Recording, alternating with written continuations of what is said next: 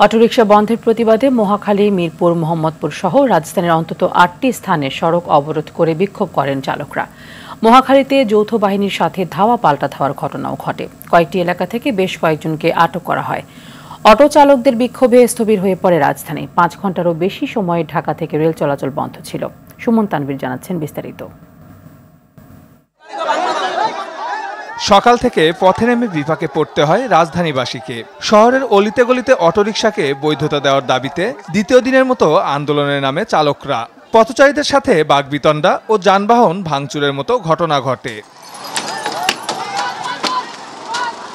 গত ১৯ নভেম্বর ৩ দিনের মধ্যে রাজধানীতে ব্যাটারি চালিত অটোরিকশা বন্ধের নির্দেশ দেন হাইকোর্ট। এর প্রতিবাদে বৃহস্পতিবার সকাল থেকেই রাজধানীর বিভিন্ন রাস্তা অবরোধ করে আন্দোলন শুরু করে চালকরা। এতে চরম বিপাকে পড়ে সাধারণ মানুষ।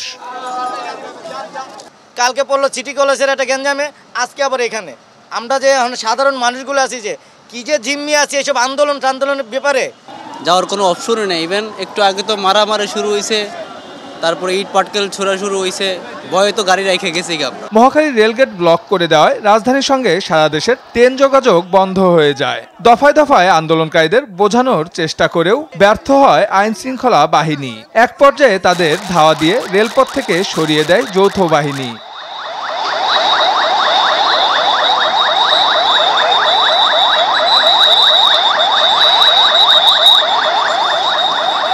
কিছুক্ষণের মধ্যেই সংঘবদ্ধ হয়ে আবারও রেলপথ সহ আশেপাশের এলাকায় অবস্থান নেয় বিক্ষোভকারীরা। একই অবস্থা ছিল আগারগাঁ, মোহাম্মদপুর, মিরপুর সহ অনেক এলাকায়।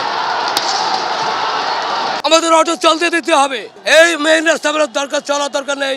আমরা অলিতে গলিতে চলি, আমরা সেটুকুই যথেষ্ট। উঠে থেকে রায় দেওয়ার পর মানে যারা গাড়ি নামাইছে প্রত্যেকটা গাড়ির ব্যাটারি নামায় নিয়ে যেতেছে। এই গাড়িগুলো যদি নিয়ে যায় তাহলে আমাদের পেটে লাথি দেওয়া হইলো না। আরেক সরকার আসবে, এসে করবে অটো বাতিল, অবৈধ।